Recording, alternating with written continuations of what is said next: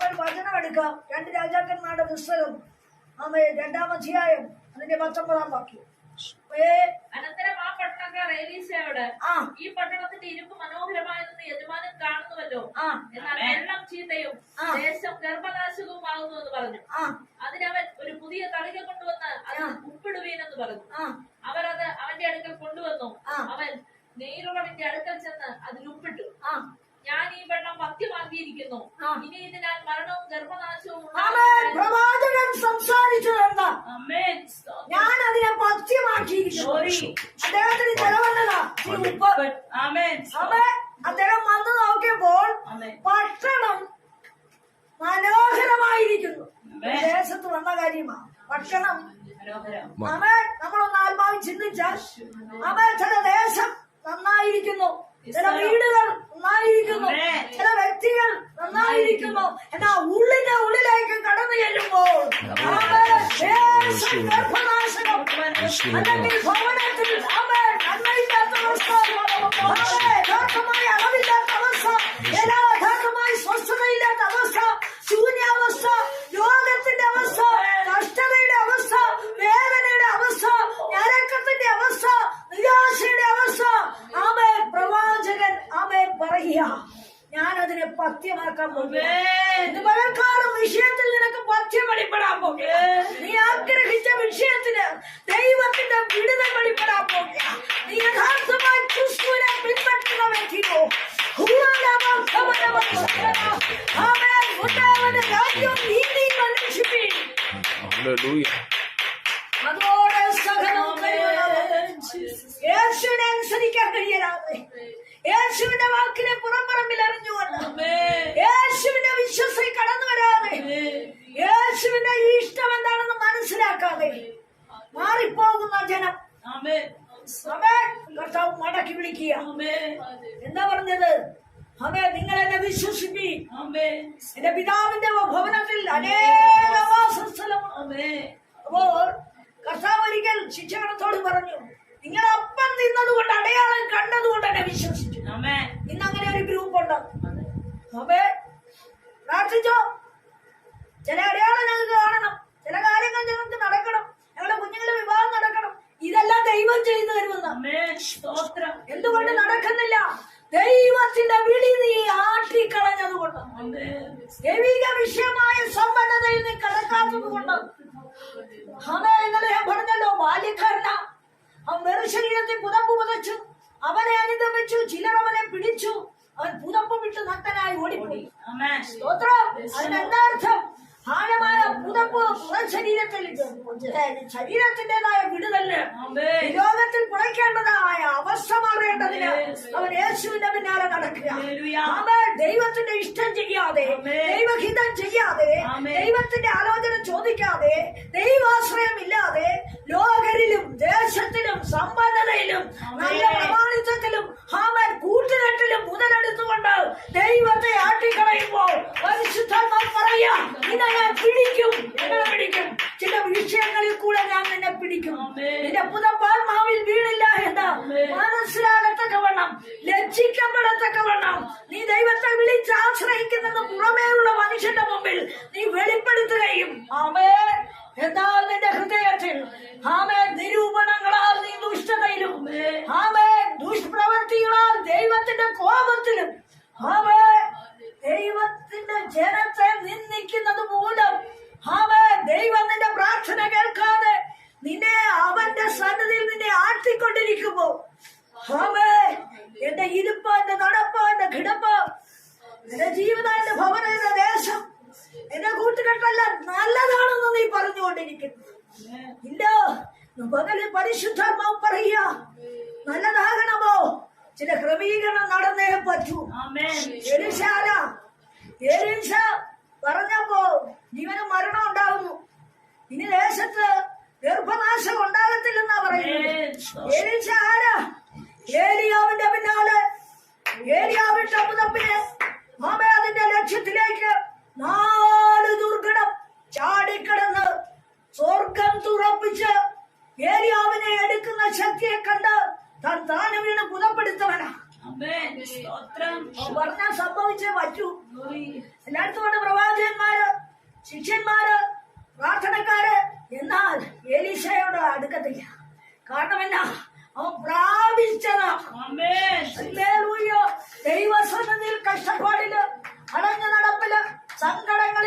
ശൂന്യതയില്, ഒറ്റപ്പെടല്, നിന്ദകൾക്കല്ല്, അവൻ ദൈവത്തിന്റെ വാക്കു മാത്രം തന്നിൽ വീണ പുതപ്പിന്റെ ആവശ്യകത എന്തെന്ന് മനസ്സിലാക്കിയ ആ ഭക്തൻ യോർദാൻ കടന്നതാ.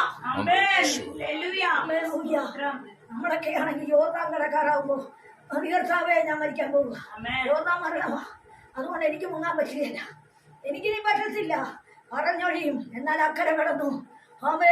എന്നിട്ടും നിലവിളിച്ചുകൊണ്ട് നിൽക്കുക, ഏലിയാവിനെ എടുക്കുന്ന കാണാൻ. അങ്ങനത്തെ ഭക്തൻ വന്നിരുന്നപ്പോഴാണ് എന്ത് പറഞ്ഞത്? ആദ്യം തൊട്ടും കൂടെ വായിച്ചേ. പട്ടണക്കാർ എലീശയോട്, ഈ പട്ടണത്തിന്റെ ഇരിപ്പ് മനോഹരമായെന്ന് യജമാനൻ കാണുന്നു. പട്ടണക്കാരോ, ദേശക്കാരോ, ഗൃഹക്കാരോ, ചുറ്റുപാടുകാരോ, കൂട്ടുകെട്ടുകാരോ, സഹോദരവർഗമോ, ബന്ധുജനമോ, നിന്റെ ഇരിപ്പും നടപ്പും കിടപ്പും നിന്റെ വാക്കെല്ലാം നല്ലതെന്ന് പറഞ്ഞാലും ദൈവത്തിന്റെ ആത്മാവ് നിന്നിലേക്ക് നോക്കുമ്പോ നിന്നെ കുറവുണ്ട്. സ്തോത്രം. നീ ശരിയല്ലെന്നാ പറഞ്ഞത്, ഇല്ലേ? അങ്ങനെ പറഞ്ഞത്. നീ ശരിയല്ല, നിന്റെ ദേശം ശരിയല്ല, നിന്റെ ഈ നടപടി ശരിയല്ല, നിന്റെ ഈ പോക്കുകള് ശരിയല്ല, നിന്റെ ഈ അവസ്ഥകള് ശരിയല്ല. സ്തോത്രം. പക്ഷെ നീ ഒന്ന് തിരിഞ്ഞാൽ രക്ഷപ്പെടും. തിരിയാൻ സമ്മതമില്ല. പലവിധ അനർത്ഥവും കഷ്ടവും മരണവല്ലുവിളിയും ജീവിതത്തിന്റെ നേരെ വന്നിട്ടും ദുഷ്ടത വിടാതെ നിൽക്കുന്ന ദുഷ്ടജനത്തിന്റെ മേൽ കോവിഡ് വാളുന്ന വെളിപ്പെടുക തന്നെ ചെയ്യും. നമുക്കറിയാമല്ലോ, ദുഷ്ടന്മാർ അവിടെ തന്നെ മറിഞ്ഞു വീഴുമെന്ന്, ഇല്ലേ? ദുഷ്ടന്മാരെ പോത്തിനെ പോലെ ദൈവം അഴിച്ചു വിട്ടേക്കുക. എന്തിനാ? അവനെ വെട്ടാനുള്ളതാ. അതാ കർത്താവ് പറഞ്ഞത്. എന്ത്? കടകൂടെ നിന്നോട്ടെ കൂടെ, നിങ്ങൾ പറിക്കാനൊന്നും പോണ്ട, ഞാനത് കൈകാര്യം ചെയ്തോളാവുന്നു. ഹൃദയം കഠിനപ്പെടും തോറും ദൈവം പലവിധ ശോധന അയച്ചിട്ടും മനസ്സ് പുതുക്കുവാൻ കഴിവില്ലാതെ, ദൈവഭയമില്ലാതെ ദൈവജനത്തെ നിരന്തരം ഉപദ്രവിച്ച ശൗൽ ഡമാസ്കസിന്റെ പടിക്കൽ ദൈവം വേട്ടുനടിമാരെ ഇട്ടെങ്കില് ദൈവത്തിന്റെ കരം ദുഷ്ടന്റെ മേൽ വരുന്ന ദിവസം മുൻപിലുണ്ട്. ഹല്ലേലൂയ. എന്നാൽ നീ ഭയപ്പെടണ്ട. നീ ദൈവത്തെ അന്വേഷിക്കുന്ന വ്യക്തിയോ, നീ ഭയപ്പെടണ്ട. നിന്റെ കൈകൾ കുറ്റമറ്റ മനസ്സാക്ഷിയിൽ നിൽക്കുന്നുവോ? നിന്റെ ഹൃദയം ശുദ്ധമോ? രാവിലെ നീ നിലവിളിക്കുന്നുണ്ടായിരിക്കും, പക്ഷേ കുറ്റമറ്റ മനസ്സാക്ഷിയോടെ, നിന്റെ കൈകൾ നിർമ്മല മനസ്സാക്ഷിയോടെ, നിന്റെ കൈകളിൽ അശുദ്ധി നേടിയിട്ടില്ല, എന്റെ കർത്താവെ ഞാൻ ദോഷം ചെയ്തിട്ടില്ല എന്ന് നിനക്കുറപ്പുണ്ടെങ്കിൽ ദൈവം തീർച്ചയായും പ്രവർത്തിക്കും. എല്ലാ ദുഷ്ടത വെച്ചുകൊണ്ട് ഒരുവനെ നശിപ്പിക്കുവാൻ മനഃപൂർവ്വം നീ പോരാടിയാൽ ഹല്ലേലൂയ, അവനെ ദൈവം വഴിയിൽ വെട്ടിയിടുക തന്നെ ചെയ്യും. അവന്റെ തലമുറ ചെന്ന് ദോഷത്തിൽ അകപ്പെടുകയും ചെയ്യും. യേശുവിന്റെ നാമത്തിൽ. എലീശയ്ക്ക് തോന്നിയില്ല പട്ടണം നന്നായിരിക്കുന്നത്. എലീശ ഒരു വാക്ക് വിളിച്ചു പറഞ്ഞു, ഗർഭനാശകമാ, സന്തതി ഉണ്ടാവുന്നില്ല. വെള്ളം ചീത്തയാ പറഞ്ഞാ പ്രാർത്ഥിക്കുന്നുണ്ടായിരിക്കും, പള്ളിയിൽ പോകുന്നുണ്ടായിരിക്കും, പക്ഷെ ഒഴുകുന്ന ആത്മാവ് അശുദ്ധിയാണ്. മകളുടെ ആത്മാവ്, ഏതിന്റെ ആത്മാവ്, കലക്കത്തിന്റെ ആത്മാവ്, ദുർമര്യാദയുടെ ആത്മാവ്, മറ്റുള്ളവരെ ദുഷിക്കണമെന്നുള്ള ആത്മാവ്, മറ്റുള്ളവർക്കെതിരെ കൂട്ടുകൂടണമെന്നുള്ള ആത്മാവ്. ആ വെള്ളം ചീത്തയാ. അവിടെ ഗർഭധാരണം ഉണ്ടാകത്തില്ല, അവിടെ അശുദ്ധിയല്ലാതെ മറ്റൊന്നും ഉണ്ടാകത്തില്ല. ദൈവഭയമില്ലാതെ നീ എത്ര നല്ല വെള്ളം കോരി കുടിച്ചാലും ദൈവത്തിന്റെ പ്രവർത്തനത്തിന്റെ ജീവിതത്തിൽ നടക്കത്തില്ല. ഗർഭനാശനമാ എന്ന് പറഞ്ഞ പുതിയ ഉച്ചാരണം, പുതിയ സന്തതി, പുതിയ വിടുതൽ, പുതിയ മറുപടി നീ ആശിക്കുന്ന അനുഭവം കിട്ടുന്നില്ലെന്ന്. എന്നാൽ പ്രവാചകൻ എന്ത് ചെയ്തു? എന്താ ചെയ്തത്? ഒരു പുതിയ തളിക കൊണ്ടുവാ. നിനക്ക് പറ്റുമോ ഒരു പുതിയ പാത്രമായി ദൈവസന്നിധി വരാൻ? നിനക്ക് പറ്റുമോ? എന്റെ കർത്താവേ, ഞാൻ പാപം ചെയ്തിട്ടുണ്ട്, ഞാൻ ദുഷ്ടത പ്രവർത്തിച്ചിട്ടുണ്ട്, ദൈവത്തിന്റെ വാക്ക് ആട്ടിക്കളഞ്ഞിട്ടുണ്ട്, ദൈവജനത്തെ ഞാൻ തള്ളിയിട്ടുണ്ട്, അവർക്ക് ഞാൻ ദ്രോഹം ചെയ്തിട്ടുണ്ട്. പക്ഷേ ഇനി മുതൽ ആ വിധത്തിൽ ഞാൻ എന്റെ ജീവിതത്തെ കൊണ്ടുപോകത്തില്ല. ഒരു തീരുമാനത്തോടെ, മാനസാന്തരത്തോടെ, ദൈവത്തെ അവിടെ ദൈവം പ്രവർത്തിച്ചു. ദൈവത്തിന്റെ വിടുതലുണ്ട്. യേശുവിന്റെ അടുക്കൽ പലരും പറഞ്ഞു.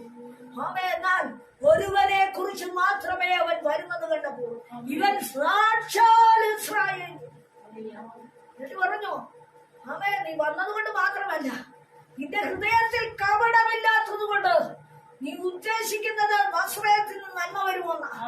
പക്ഷേ നീ അതിലും വലുത് കാണുമെന്ന്.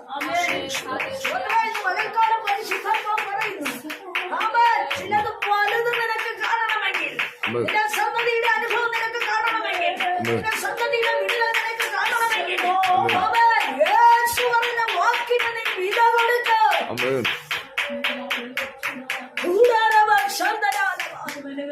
അവന്റെ വാക്ക് വിശ്വസിക്ക.